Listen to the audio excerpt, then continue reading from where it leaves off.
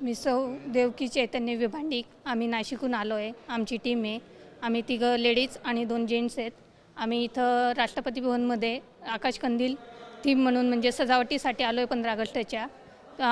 आमचं खरंच भाग्य आहे की आम्ही एवढे सगळेजण आलो आहे. राष्ट्रपती भवन बघण्यात मिळालं आहे आणि आम्हाला म्हणजे तिकडनं सामान आणताना किंवा तिरंगा थीम करताना आकाशकंदील करताना भरपूरशा अडचणी आल्या. मार्केट बघताना किंवा मशिनरी आमच्या थोड्याशा हे झाल्या होत्या. ते सगळं अवघड गेलं आम्हाला, पण आम्ही ते पूर्ण केलं कंप्लीट. आणि आज आमचं भाग्य की आज आमची टीम सगळी मॅडमांना भेटली आज जाऊन प्रत्यक्ष समोरासमोर. हे खरंच आमच्यासाठी खूप भाग्याचं आहे. आणि आम्ही बरेचसे जण म्हणजे आम्ही छोट्या गावातून आलेलो आहे, तर एवढं नशीब लागतं की राष्ट्रपती भवनात आम्हाला मुक्कामाला पण सगळी व्यवस्था छान होती. खूपच छान होतं आणि खूप भारी वाटतंय. आता आयुष्यामध्ये आपण अनेक लोकांची घरं चमकणारी पाहतो. हां, आपल्या देशाचा राष्ट्रपती जो पहिला जो देशाचा नागरिक आहे, प्रथम नागरिक म्हणतो, त्याचं घर आपण सजवलंय तेही तिरंग्यानं, याच्याबद्दल काय सांगा? याच्याबद्दल तर आता ते खूपच छान वाटतंय. म्हणजे तेवढं सजवताना ते कोणा म्हणजे ज्याच्या नशिबात असतं ते आले, तर आम्ही आमच्या नशिबात होतो. आमची टीम आम्ही आलो आहे. आणि खरंच आमच्या मावशींची खूप मदत म्हणजे ते कटिंग करण्यापासून तर ते आम्ही करण्यापासून ते आता सांगायला गेलं तर ते खूप अवघड जातं. ते चिटकवणं, ते हाताला चटके लागतात, कात्री धरायला, मशिनरी हँडल करायला खूप अवघड जातं. ते आम्ही केलं आहे कंप्लीट पूर्ण. आज मनाला खूप समाधान भारी वाटतं आहे की आम्ही ते केलं आहे म्हणून. राष्ट्रपतींशी आज गप्पा मारल्या, काय बोलले राष्ट्रपतींनी? नाही, गप्पा काय झाल्या? तेवढं अजून आमच्या गप्पा नाही झाल्या. फक्त फोटो सेशन वगैरे झालं, कारण की त्यांनाही पुढचे कार्यक्रम होते आणि पुढची नियोजन होते त्यांचे आखलेले. काय भावना होत्या? खूप म्हणजे सांगायला गेलं तर आम्ही इतकं उत्सुक झालो होतो, खूप आनंद झाला ना. तर त्यांना बघूनच आमचं तहान पाणी भूक सगळं संपलं होतं. घरच्यांचा काही फोन आला त्याच्यानंतर? आला, त्यांना सांगितलंय, त्यांनाही भारी वाटतंय.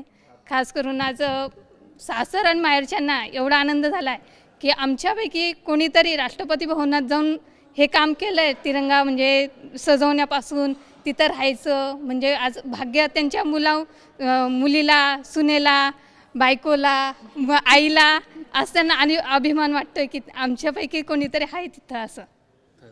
ताई, तुम्ही कुठून आलाय? तुम्ही आणि काम कसं केलं? इथे काय अडचणी आल्या का? नाव सांगा बद्दल. हो, अडचणीत माझं नाव संगीता संजय मांडोळे. मी नाशिकहून आली आहे.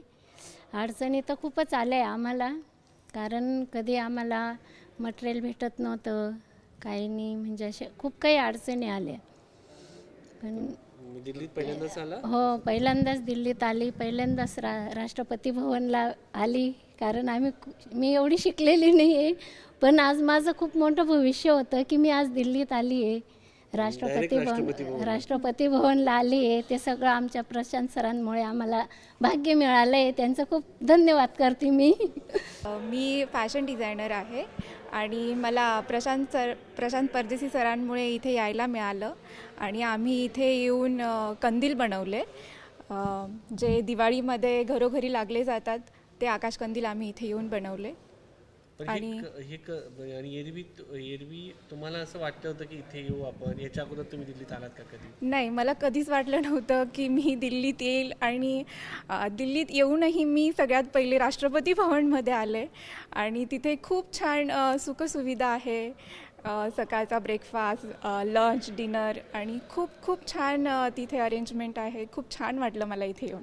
एरवी आपण एक समजा डिझायनर असतो समजा, तर कधी लग्नामध्ये किंवा एखादी वेगवेगळे कपडे डिझाईन करतो. आपल्याला तर आपल्या देशाचं राष्ट्रपती भवन डिझाईन करायला मिळतं, ते एवढ्या कमी वयात. पहिली व्यक्ती, पहिली नागरिक म्हणून. हां, खूप छान वाटलं मला इथे येऊन राष्ट्रपती भवन सजवायला मिळालं. खूप अभिमान वाटतो आहे. आणि आम्हाला इथे येऊन खूप सारे चॅलेंजेस पण आले.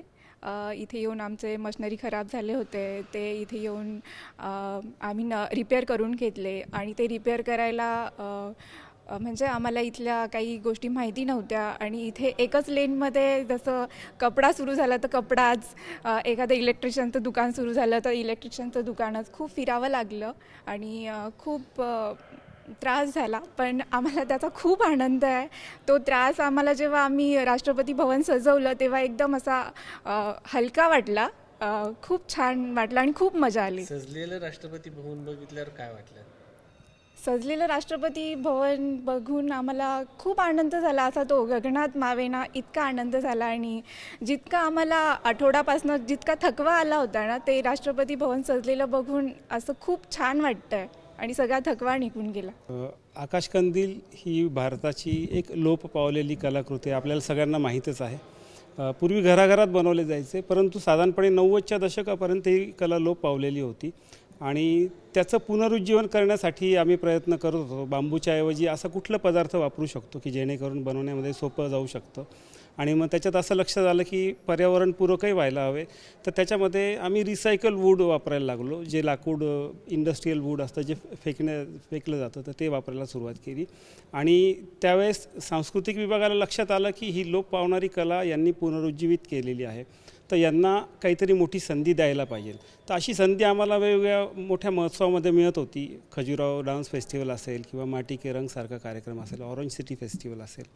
ज्यावेळेस राष्ट्रपती भवनाच्या बाह्य सजावटीची संधी मिळाली त्यावेळेस उडालो. म्हणजे आम्हाला कल्पनाच कशा नव्हती. पद्धतीने तुम्हाला समजलं की याच्यासाठी प्रोसिजर काय होती? नाही, प्रोसिजर नाही, त्यांना आमच्या कामाची कल्पना होती की ही एक लोप पावलेली कला यांनी पुनरुज्जीवित केलेली आहे. त्याच्यामुळे त्यांनी आम्हाला ही संधी दिली. आणि ज्यावेळेस आम्ही संकल्पना समजून सांगितली की दिवाळीमध्ये आपण जसे बहुरंग वापरतो, तर 80वा स्वातंत्र्य दिन आहे, तर त्यावेळेला आपण तिरंगामध्ये करू शकतो हे. आणि मग ती त्यांना संकल्पना आवडली आणि त्या पद्धतीने तो एक विशाल सांस्कृतिक भवन जे आहे, तर त्या ठिकाणी जवळजवळ 22 राज्यांचे कलाकार त्यांची कलाकृती घेऊन आलेले आहेत. आणि त्याचा जो मुख्य चेहरा आहे तो हा आपला महाराष्ट्राचा आकाशकंदील आणि हे पताका राहणार आहेत. तर हे काम आम्ही या ठिकाणी येऊन केलं. म्हणजे महाराष्ट्राची पताका आता राष्ट्रपती भवनात झळकणार आहे. राष्ट्रपती भवनाच्या दारावरती, हो, दारावरती पण आणि त्यांच्या निवासस्थानामध्ये पण झळकणार आहे. आम्ही त्यांच्यासाठी काही पारंपरिक कला जी असते, तर ती या कंदिलांचं एक वैशिष्ट्य असं आहे की त्याच्यावर तुम्ही कलाकृती पण करू शकता. उदाहरणार्थ काही चित्र काढू शकता, काही रेखाचित्र काढू शकता. तर तसं त्यांच्यासाठी एक स्पेशल पण आम्ही कंदील डिझाईन केलेला आणि प्रयत्न असा आहे की तो आम्ही त्यांना देऊ शकू. आणि या कंदिलांचं वैशिष्ट्य म्हणजे हे फक्त घरामध्ये ऊर्जा देणारं नाही आहे, तर या कंदिलांना काहीतरी गणितीय आधार आहे. गणितातलं एक अतिशय अनेक बाजू असलेला एकमात्र डिझाईन आहे आपल्या आकाशकंदीलचं. हे बऱ्याच लोकांना माहीत नव्हतं. मी त्याच्यावर रिसर्च केला आणि असं लक्षात आलं की या कंदिलांना दशदिशांचे जे आपले द्वारपाल आणि दिक्पाल असतात, तर त्यांचं नमन करणारं हे मॉडेल असल्यामुळे आपल्या पूर्वजांनी ते निवडलेलं होतं. आणि ते बनवायला थोडंसं अवघड असल्यामुळे आपण ते त्याच्यापासून थोडंसं लांब गेलेलो होतो. पण भारतीय कला जी आहे ही कठीण गोष्ट करण्यामध्येच वाकबगार होती. त्याला विज्ञानाचाही आधार होता आणि हा कंदील त्याचं एक प्रतीक आहे.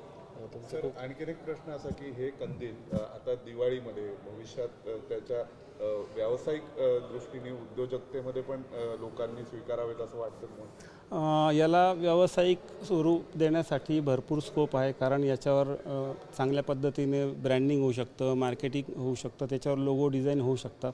आणि आम्ही अशा पद्धतीने विदेशात पण पाठवलेले आहेत. जेव्हा आमचा कारखाना पूर्ण जोमाने चालायचा, तर दुबई असेल, ग्रीस असेल, युरोप असेल, अमेरिका असेल, त्या ठिकाणी कंटेनरसुद्धा जायचे. परंतु एखादं उत्पादन तयार करताना जसं आपण बघतो की चीनमध्ये एखादं उत्पादन तयार करताना त्याचं क्लस्टर तयार होतं आणि मग क्लस्टर तयार झाल्यामुळे ते मोठ्या प्रमाणावर तयार होतं आणि ते स्वस्त पडायला लागतं आपल्याला. आणि रोजगार पण मोठ्या प्रमाणावर तयार होतो. कारण कुठलंही उत्पादन तयार होताना त्याला अनेक गोष्टी लागत असतात. तर असं जर क्लस्टर आपण बनवू शकलो तर जगाची बाजारपेठ ही सगळी मार्केटिंगवर आणि ॲडव्हर्टायझिंगवर अवलंबून आहे. आपला कंदील त्याच्या आकारामुळे आणि त्याच्या सुलभतेमुळे त्याच्यावर जाहिरात पण करायला सोपं जाणार आहे. ते जगामध्ये एक नवीन जाहिरातीचं मॉडेल म्हणून पण आपण येत्या काळात आणू शकतो, जर शासनाने याला अशा पद्धतीने क्लस्टरमध्ये टाकलं तर.